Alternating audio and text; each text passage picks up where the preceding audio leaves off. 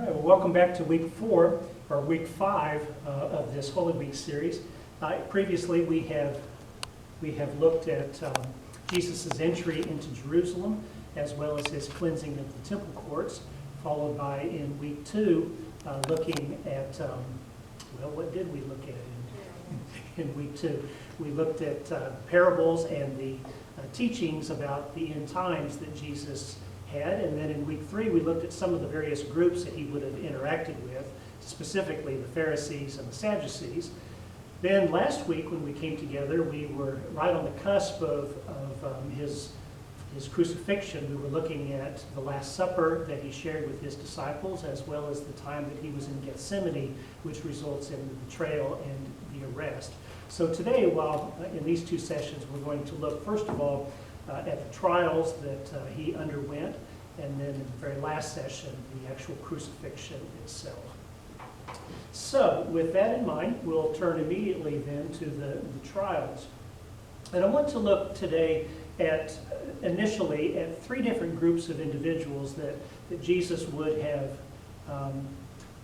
had trials with. The first were the Jewish officials, the second was King Herod, and the third was Pontius Pilate. But when we talk about the Jewish officials, it really is a group of persons that he has interactions with. One is Annas, who had been high priest many years previously, his son-in-law Caiaphas, and then the rest of the Jewish officials that would have made up the Sanhedrin. So those are the 3 groups that I'm really going to put all together into one fell swoop. Annas was an older man by this point in time. He only shows up in the Gospel of John. He had been high priest in Jerusalem back in the year 6 until the year 15. And this is one of those families that we probably don't know much about, but yet it was a very important family in first century Judaism. Not only Annas himself, but 5 of his sons, a son-in-law and a grandson, were all high priests during the middle years of the first century AD. And they were high priests for decades of that time. That was really, really strange, because most of the high priests were only high priests for just a few months, or at most just a year or so. And yet this particular family was high priests literally for decades. The fact that they were high priests during the time when Jesus was alive and the Christian church begins to get its bearings was not good news, because this particular family was in the seat of being high priest at the point in time when Jesus is killed, when Stephen is killed, when James the brother of Jesus is killed, and also when James the brother of John is killed. So this family didn't care much for Jesus and the early church. The Sanhedrin is the second group that Jesus will have interactions with. When he is brought in by the arresting force, he's brought initially to the home of the high priest. Peter will be staying outside, but he's brought on into the house, and he'll have this inquiry that he has to undergo with Annas. At the same time, there is at least a rump group of the Sanhedrin that is present with Annas in the home of the high priest. How many of those were there, we don't know, but there was at least a few of the Sanhedrin present. This was that ruling body that we talked about a couple of weeks ago that was made up of the high priest, several of the chief priests, many of the Sadducees in Jerusalem, and some of the Pharisees. They were particularly mean to Jesus during the time of the questioning. The other group, or the other person, is Caiaphas, the son-in-law of Annas. He was actually high priest for 19 years, from the year 18 until 37. So the entirety of the time that Pilate was in office, Caiaphas was also high priest, which begs the question as to what kind of interaction they may have had with each other during that length of time. Interestingly, although some folks were not sure necessarily that Caiaphas was a real individual, maybe just a fictive person, in 1990, this ossuary, the bone box of Caiaphas himself, was discovered in a southern park just to the south of where the temple is located. A dump truck almost fell into a hole, and when they began to dig the dump truck out, they found a bone cache underneath, and in that bone cache in an area that was known to have been where, if in fact they were a real people, where the high priest would have lived at, was in fact this bone box that belonged actually to Caiaphas. And on the back side, scrawled on it, and on this end, the name Caiaphas is listed. So there's really no doubt. In fact, it's Joseph Caiaphas, so it's definitely the right person. If you don't know what a bone box is, the Jews at the end of the year of grief for a dead relative would go back in the first century and take all of the bones of that individual and gather them up and put them into a bone box so that they could reuse the burial site.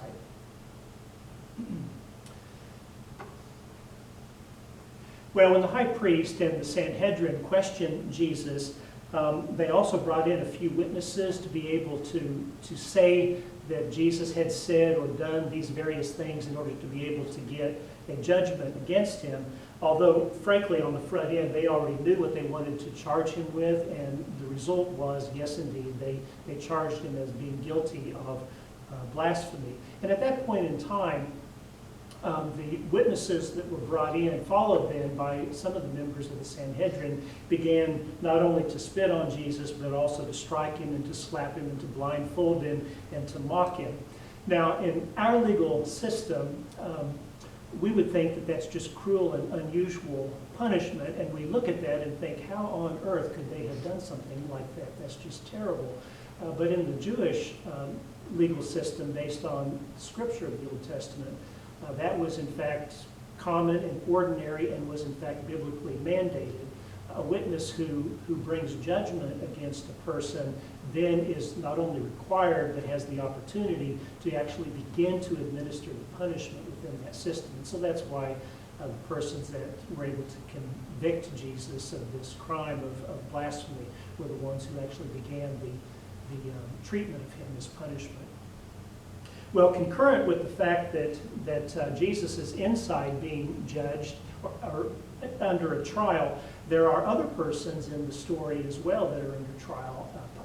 Peter is outside in the courtyard, and he will undergo 3 separate trials himself, failing on all 3 counts to even acknowledge, much less admit, that he is a friend of Jesus.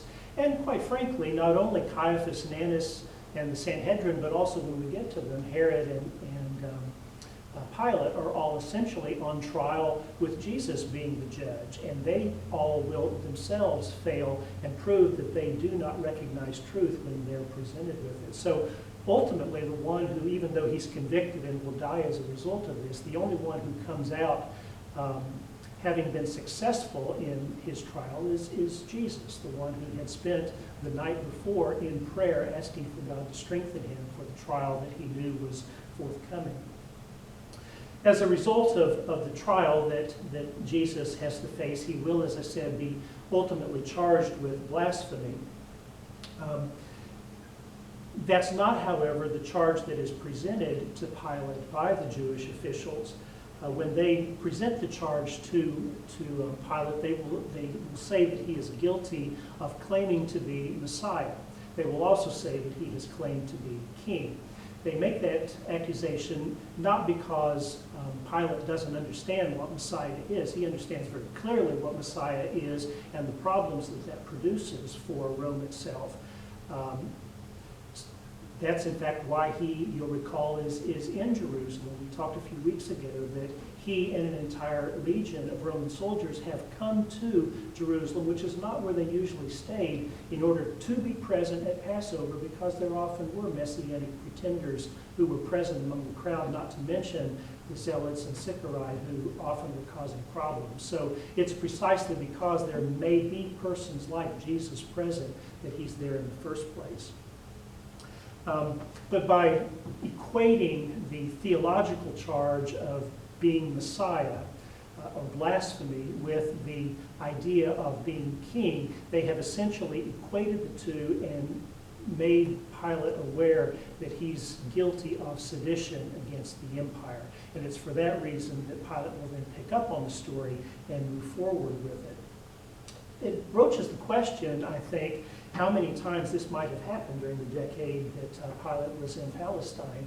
Undoubtedly, this was not the first time that he killed somebody during by crucifixion during the week of Passover. Jesus is simply the one whom we remember for obvious reasons. Now, when the Jewish officials take Jesus away from the high priest's home, they will take him directly to Pilate. I want to talk, though, first about Herod Antipas, who shows up only within the Gospel of Luke, because after there's an initial inquiry that Pilate will undergo with Jesus, he will then send him off to Herod, and then Herod will then bring him back to Pilate. So I want to hold off on Pilate for just a moment and deal with Herod. This is Herod Antipas. He's also known as Herod the Tetrarch. He's the son of Herod the Great, and he's the ruler. Judea, the entirety of Judea, is split into 4 parts after Herod the king, his death. And Herod Antipas will receive part of the northern section, the part that we would know as Galilee, and the Transjordan part, the part that is east of the Jordan River, also known as Perea. Today it's the country of Jordan. That's where this particular person is the king at this time. Well, Pilate was initially, to some degree, unimpressed with the charges that are being brought against Jesus, and so he will end up simply transferring him to Herod. Well, why does he do that? Well, the Jewish officials that accompany Jesus to Pilate, when they begin to see that Pilate doesn't seem to be terribly interested in the charges, they will then tell him that he has been inciting folks all the time since he was first up in Galilee, all the way on his trip south into Jerusalem itself. So when Pilate hears that there is at least a Galilean connection with this individual, he sends him to Herod, because Herod is in fact king over Galilee. Herod himself had been interested in Jesus, not interested in the sense that he wanted to really know what Jesus was about. He was interested more in the sense of just being curious as to who this character was, sort of the way that we tend to surf the internet, where we're not really interested in much of anything, but if something catches our eye, we'll look at it. That's the sort of interest that Herod Antipas actually had in Jesus.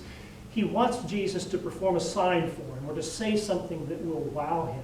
But when Jesus refuses to participate in any of that and doesn't go along with what Herod wants, in fact, remains silent during this part of his trial, Herod will quickly lose interest and actually cease to function or even act like a regent himself. He will join with the soldiers and begin beating on Jesus and mocking him right alongside of the soldiers in a very non-kingly sort of way, ultimately putting even one of the purple kingly robes on him in order to mock the silliness that they see Jesus engaged in. After they've had their fun and completely lose interest in him, they then send him back to Pontius Pilate. A few words about Pontius Pilate before we jump into the trial part. He had been governor or procurator in Palestine since the year 26, and he will continue to be in power until 36, which makes him one of the longest ruling procurators in Palestine in the first century.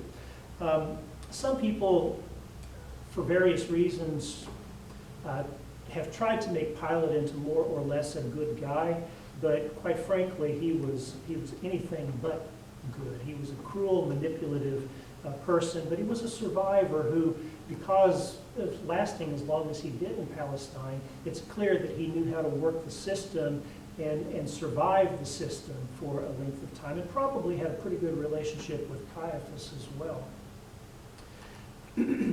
Well, as Jesus is being questioned by Herod, Jewish officials had been very busy back in the area around where Pilate was, trying to get together some of the leading Jerusalemites in the city to be able to further their cause and make a point with Pilate, because they weren't sure that Pilate was going to go along with them. And so by the time that Jesus is brought back to Pilate, there is now, in addition to the Sanhedrin, there are now some additional persons from Jerusalem itself who are present with them. They're referred to as the crowd in the biblical story.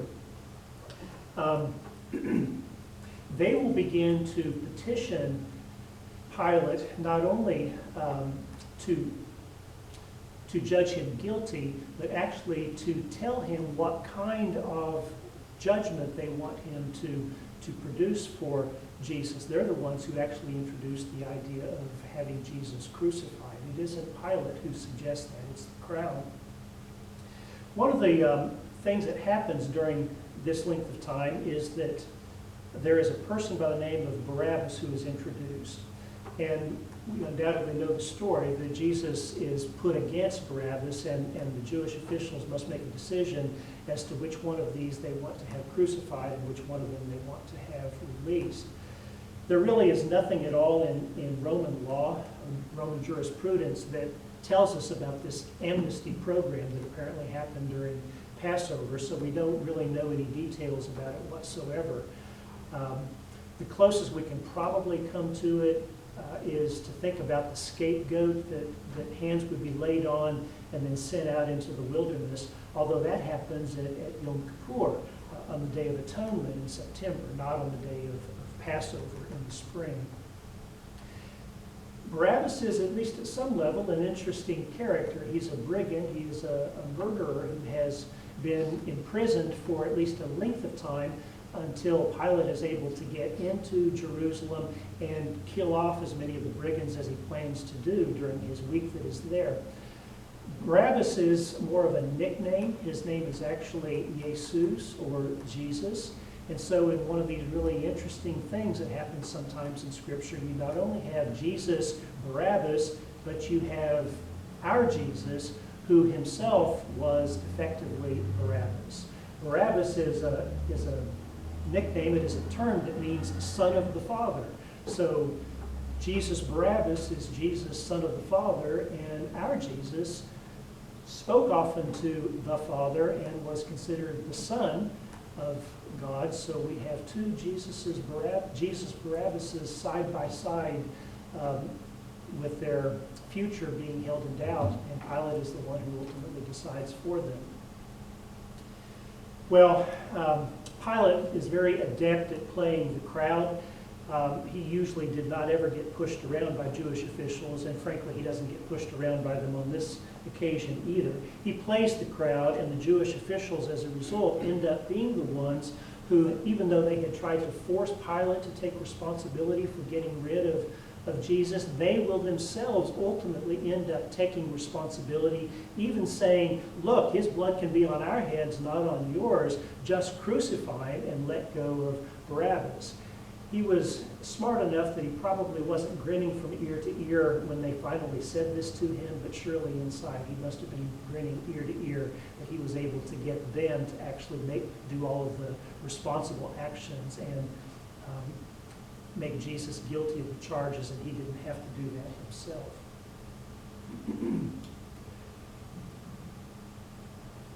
Well, one last thought about Pilate and Jesus. I suggested in the very first week that it was probably a very normal thing. It wasn't at all out of the ordinary that Jesus, when he comes into Jerusalem with his disciples, is confronted by a crowd that is waving palms and setting clothes on the ground and yelling various kinds of welcoming things to him. But that wasn't because they thought there was anything special about Jesus. It's just what they did to all of the pilgrims who came to town. I'm going to suggest that it's frankly the same thing here at the end of his life. It was normal for Pilate to be crucifying criminals during Passover week. In fact, in the next session, we'll remember that Jesus is crucified with two other brigands, maybe more, and that this was actually not out of the ordinary at all for this to happen during Passover week. We just simply know about this practice because Jesus was the one who, in this particular year, ends up being crucified.